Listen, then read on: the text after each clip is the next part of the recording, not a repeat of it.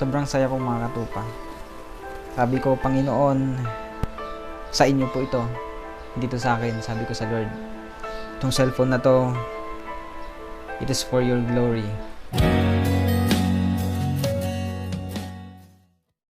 Kumusta katupa? Salamat at nandito ka. Sa video na ito mga katupa, gusto ko ibahagi sa inyo kung gaano kadakila ang katapatan ng Panginoon. So nakita na naman sa title tsaka sa thumbnail ng video na ito. So tama ang inyong nakita at hindi rin ako makapaniwala. So, hayaan nyo ako na magkwento sa inyo. So di ba last time kung naalala ninyo, nag-post ako doon sa aking community tab about sa nagbigay ng tulong na galing sa ibang bansa. So yun, and then na-share ko na din yun sa my latest video ko, yung tutorial ko about sa God is Able. So na-share ko din doon kung sino yung nagbigay ng tulong, si Ate Flora Odell. Actually from Cebu siya, dito sa Pilipinas, then nasa US siya ngayon. So yung binigay niya na yun na tulong sa akin, itinabi ko lang muna siya kasi kulang pa. And then naisip ko na dapat pala pag nag-pray tayo, specific. So I keep on praying sa bagay na to. And then hindi ko na pahabain pa. Kagabi lang, so May 18 kahapon, balik kagabi, sinama ko din sa prayer ko yung about nga dito sa channel na to, yung provision ng Panginoon. So actually, sa totoo lang, lagi ko naman sinasama yung channel na to dito sa aking panalangin. So yun, kagabi sinabi ko sa Panginoon, Lord, patuloy ko po itong inililay down sa inyo yung channel na to, ang iyong kalooban mangyari. Sabi ko sa Panginoon na kayo na pong bahala sa provision, let your will be done. And then pagkagising ko kaninang umaga, May 19, so paggising ko ng paggising, biglang bumulaga sa akin sa cellphone yung isang text message. Sabi doon na may nag-send ulit ng tulong. Sabi ko, totoo ba to?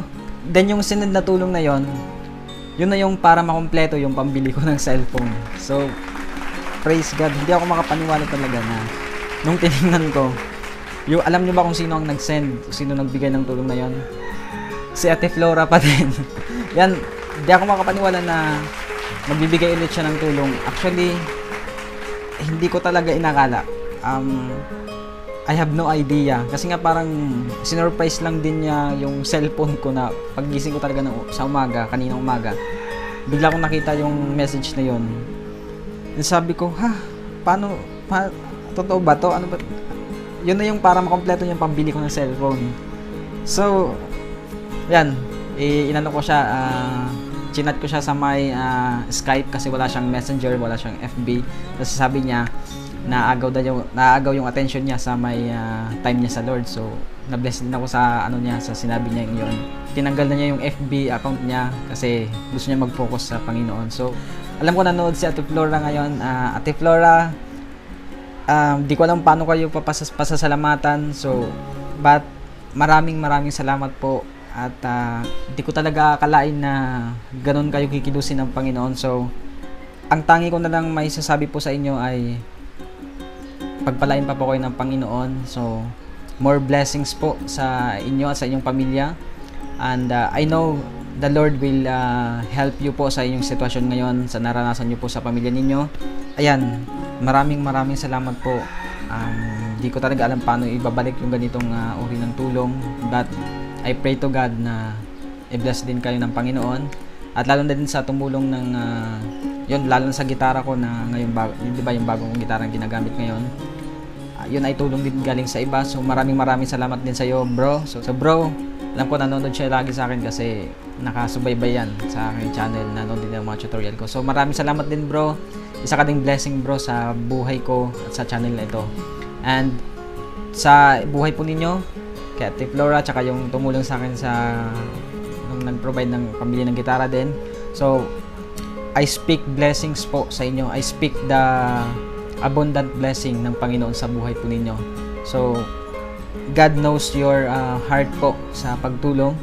Then, God will bless you more. So, ayun mga katupa, napatunayan ko o nakita ko na tapat ang Panginoon. Sabi nga ng Panginoon sa Matthew chapter 7 verse 7, ask and it will be given to you. Seek and you will find. Knock and it will be opened to you.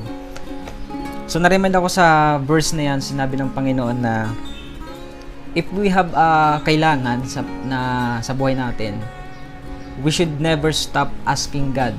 We should never stop knocking sa Panginoon, and we should never stop seeking.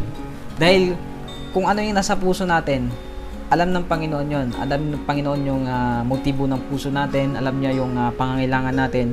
Then, if that thing na hinihingi natin sa Panginoon ay para sa kaibubuti natin, and then para sa kaluluwalhati ng Panginoon, then, He will give it to you.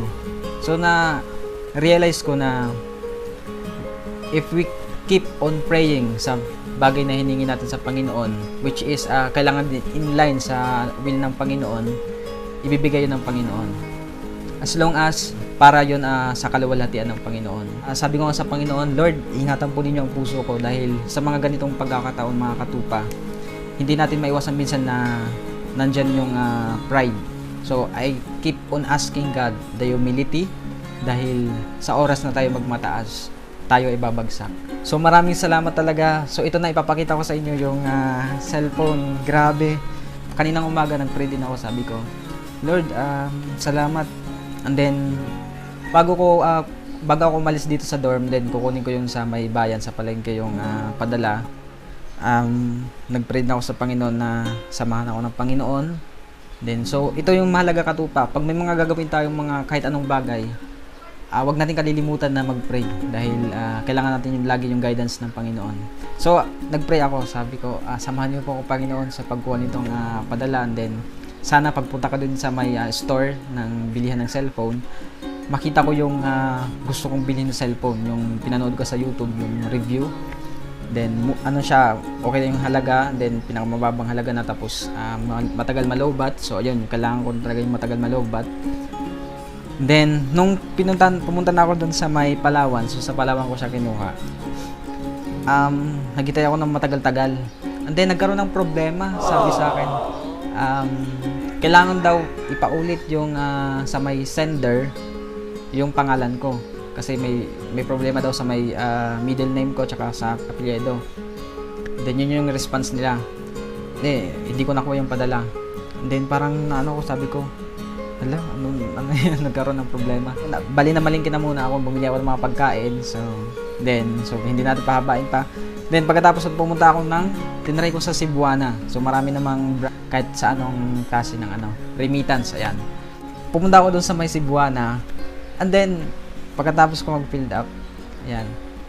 Wala pa isang minuto, nakuha ko na agad. Samantala doon sa may sa Palawan nung nagkaroon ng problema. So hindi ko naman sinisisi yung Palawan. So ganoon lang talaga kasi minsan kasi yung apelyido ko tsaka yung middle name Enye, may Enye. So, hindi minsan mababasa dun sa computer yung Enye. So, dun nagkakaproblema. Pero dun sa pagdating ko sa may Cebuana, so, mabilis lang. Okay naman. Wala pang isang minuto, nakuha ko na. So, sobrang saya ko. And then, pumunta na ako dun sa may store ng bilihan ng cellphone. Praise God. Mayroon dong stock. Salamat. At ito na yun. Papakita ko na sa inyo. Bilang muna tayo ng 3, 2, 1. 3, 2, 1. Ito na mga katupa. Ayan. So, nakikita ba ninyo? Medyo maliwanag kasi. Ayan. So, grabe. Yan, Vivo Y11. Yan yung gusto kong bilhin kasi hindi gaano malaki yung price. At saka matagal na malowbat kasi 5,000 saan ba yan? Milliampere yung battery capacity. So, ito ay nasa 6,000. So, hindi ko na ito i-review kasi marami naman to sa YouTube. So, panoorin nyo lang kung gusto nyo panoorin yung full review ng mga ganitong cellphone. So, ayan.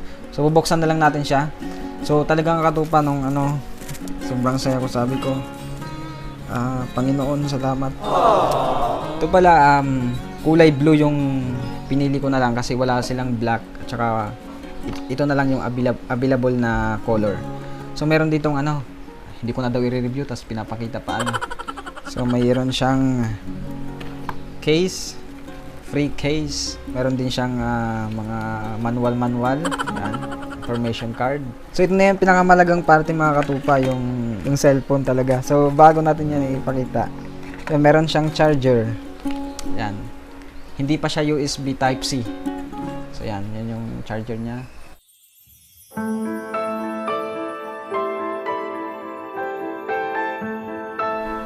So sobrang saya kong mga katupa. Talagang hindi ko in-expect na makukuha ko yung ganitong cellphone, and then sabi ko, Panginoon, sa inyo po ito, dito sa akin. Sabi ko sa Lord na itong cellphone na to, it is for your glory. Sabi ko, walang kwenta mga katupa yung ginagawa natin kung yun ay para sa sarili lang natin. Walang kwenta lahat. Sabi nga ni Paul, walang kwenta ang buhay natin kung hindi natin gagawin yung kalooban ng Panginoon. So, ay mga katupa, lagi nating alalahanin na ano man yung maabot nating mga bagay, kahit sa mga simpleng bagay lang, lagi natin yung ibibigay sa Panginoon. Lagi natin ipagkakatiwala sa Panginoon lahat. Dahil, sabi ko nga kanina, sa oras na magmataas tayo sa harapan ng Panginoon, babagsak tayo mga katupa. Kaya ito, pinagpapasalamat ko sa Panginoon. Salamat talaga sa taong ginamit niya, kay Ate Flora. So maraming salamat po. Yan mga katupa. So maraming salamat sa Panginoon. So yan mga katupa, hanggang dito lang siguro ang video na ito, kasi gusto ko lang ibahagi sa inyo kung gaano kabuti ang Panginoon, kung gaano katapat ang Panginoon sa ating mga buhay. So maraming salamat mga katupa. Don't forget to like this video. At kung hindi ka pa nakapagsa-subscribe sa channel ko, pindutin mo na yung red button na yan, yung subscribe button. At pindutin mo yung notification bell para updated ka sa mga bagong videos na aking i-upload dito sa channel na ito. God bless you mga katupa, and all the glory belongs to God.